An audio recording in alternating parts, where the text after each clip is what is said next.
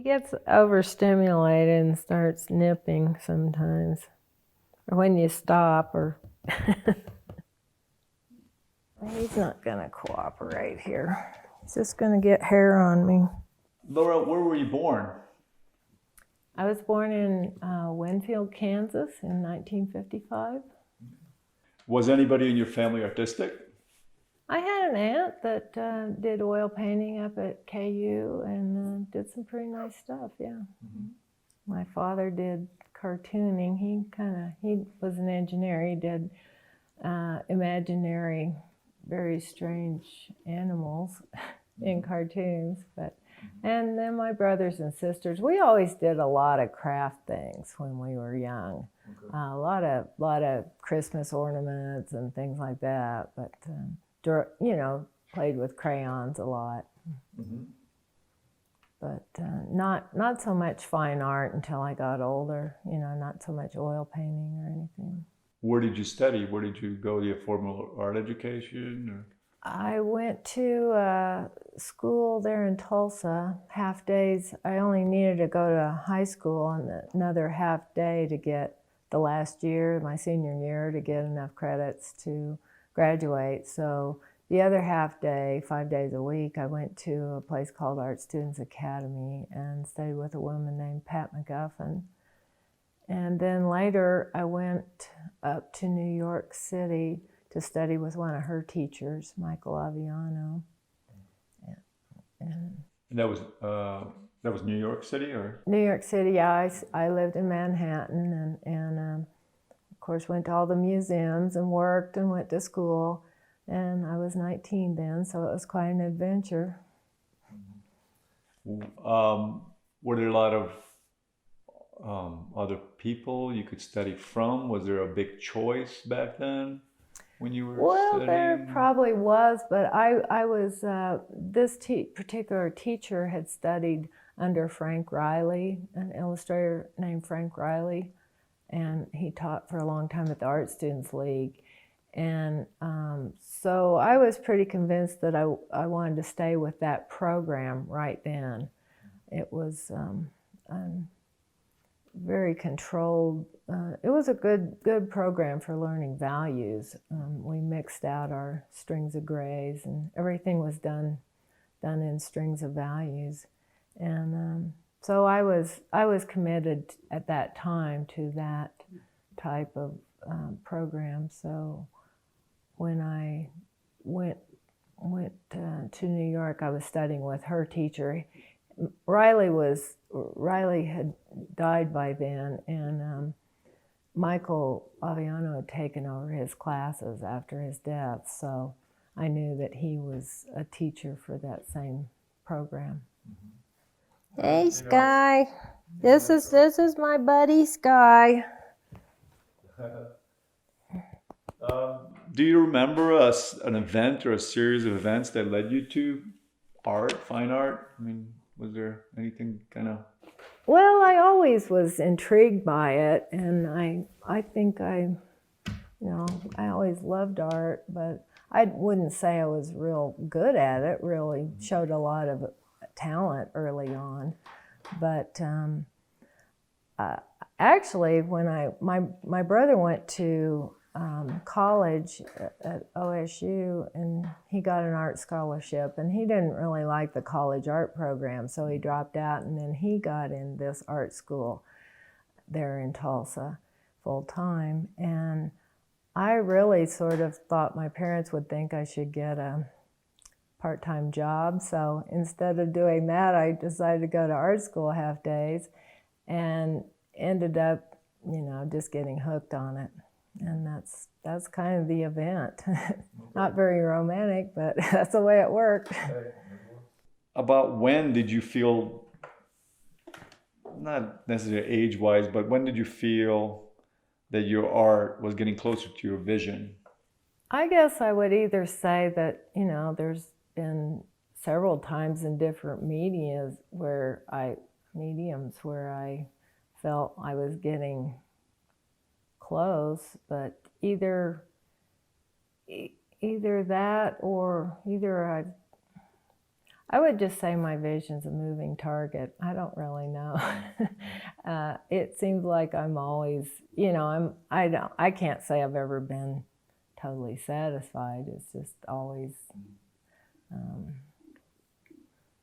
Was there other mediums you worked with also? Yeah, I worked with watercolor and then a combination of watercolor pastel, and I love both of those mediums. And I did a lot of figure drawing, a lot of charcoal. How did you end up with oils? Well, I've been with the oils all along. Most people move from watercolor to oil, but I went from oil to watercolor and pastel and then back to oil. Really, that was where my original training was. And when I did watercolors, I used them I used the same opaque and transparent areas like I do in my oil. So it wasn't necessarily the traditional way that watercolors are used. Mm-hmm. Was there a lot of professional artists at the time when you were kind of, starting to become more of a full-time painter? I mean, was there a lot of other artists around, professionals that you knew Yeah, of? well, enough, I mean, I grew up in Tulsa. We moved to Tulsa when I was 5. And fortunately, that was not that far away. You're talking about 2 hours away from Oklahoma City. So the Prix West shows started happening when I was in high school. And so I got the opportunity to go see those. Wow. And then Richard Schmid showed in Bartlesville, which was like 45 minutes north of Tulsa. Mm-hmm. And eventually, after I got back from New York City, I got in that same gallery in Bartlesville, Talisman, and got to meet him and ended up getting critiques on my work for, I think it was probably 4 or 5 years. Did you take workshops also from him? No, he wasn't really teaching at that time. And I would just send him slides. It was old tech, I'd send him slides and he'd number them and write out a few suggestions and send them back. And then when he came up there to the gallery, I would meet him and take paintings that I had, and we'd kind of go over them. Was that was that a big help for you when you got those critiques from him?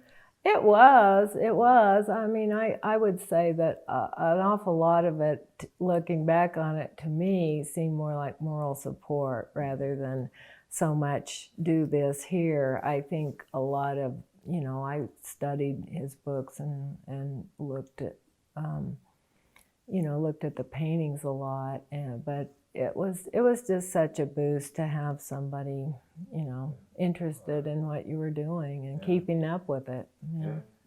How have you seen representational art change in the last 40 years? A lot more emphasis seems like right now on plein air than there used to be. We painted outside, but we didn't necessarily call it plein air.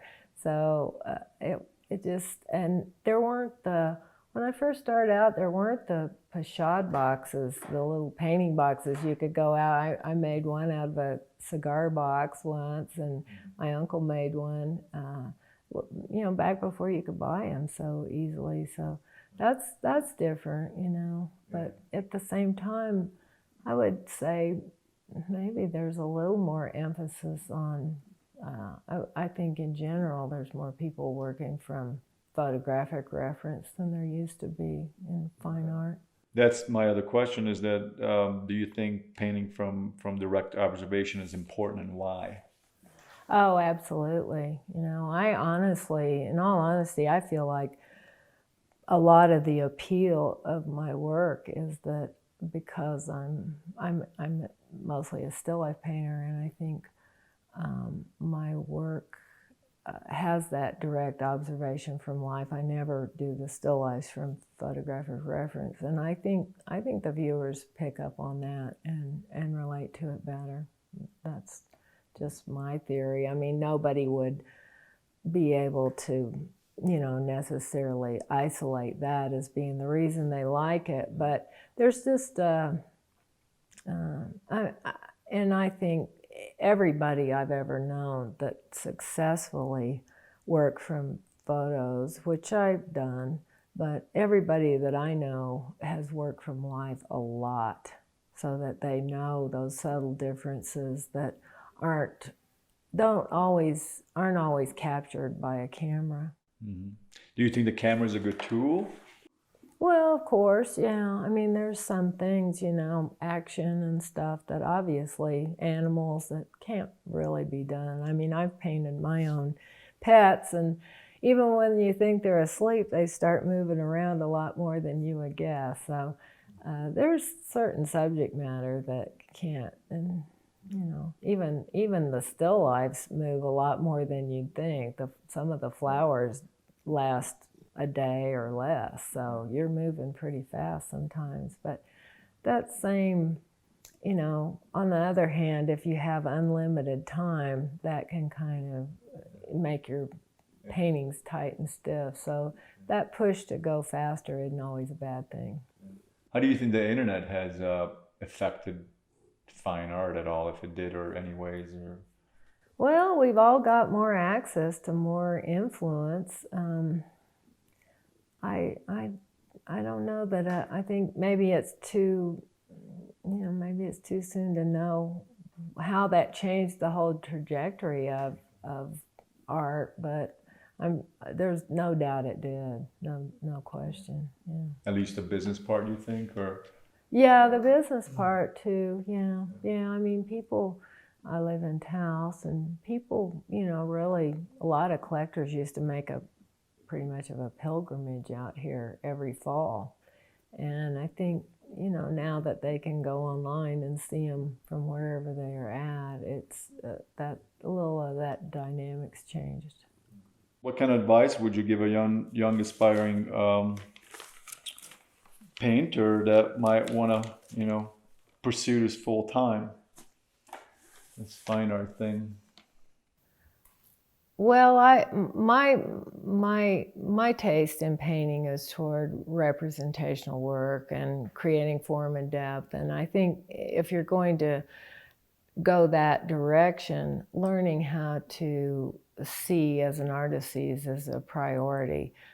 So anyone who emphasizes that, and then, you could go any direction you wanted from there, but also staying with one program until you really you need to pick a good one, but then stay with it until you've got a good basis of reference, a good point of reference for judging other programs. And then you can go, well, that's different from this one, and this might be something I want to add. But if if it's all kind of a jumble, it's hard to distinguish one thing from another.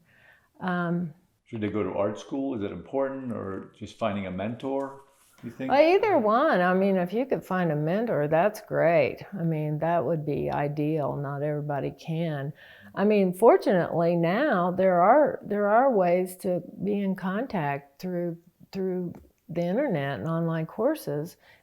Now you can access teachers all over the world, and that's great. I wish I'd had that when I was young. But I would also advise people just to keep their focus on getting their work better, not so much on the business, and just keep their life kind of simple, not too many distractions. That's great. Laura, if you can go back in time, what era or what groups of artists would you like to, or one specific artist would you like to meet, and why? Oh, that's pretty easy. Well, yeah, Chardin or Sargent. That would be it. I'd probably pick Sargent. Chardin, and that was way back before any kind of modern conveniences. So, but I've always just been a huge Sargent fan. That's one of the artists who I fell in love with early on, and I've never changed that. My tastes have changed a lot over the years, but that's been a constant. So. Why Sargent? Why over Sorolla? Let's say. There's just sort of an X factor that I can't really identify. I mean, yeah, there's a lot of people whose work is, looks effortless and has the strong form and light, but I don't know. Beyond that, there's just something about his work that's always spoken to me. Any one work that sticks out always? Like, oh my God! If My favorite is the breakfast table. That's my very favorite. Why so much?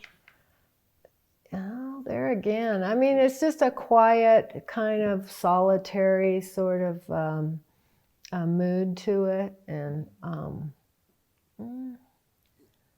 it's just really simple, but what's there is so well done. Thank you, Laura. Thank you. Appreciate it. Oh, thank you. Thank you for having me. Sure. Thanks, Skyler.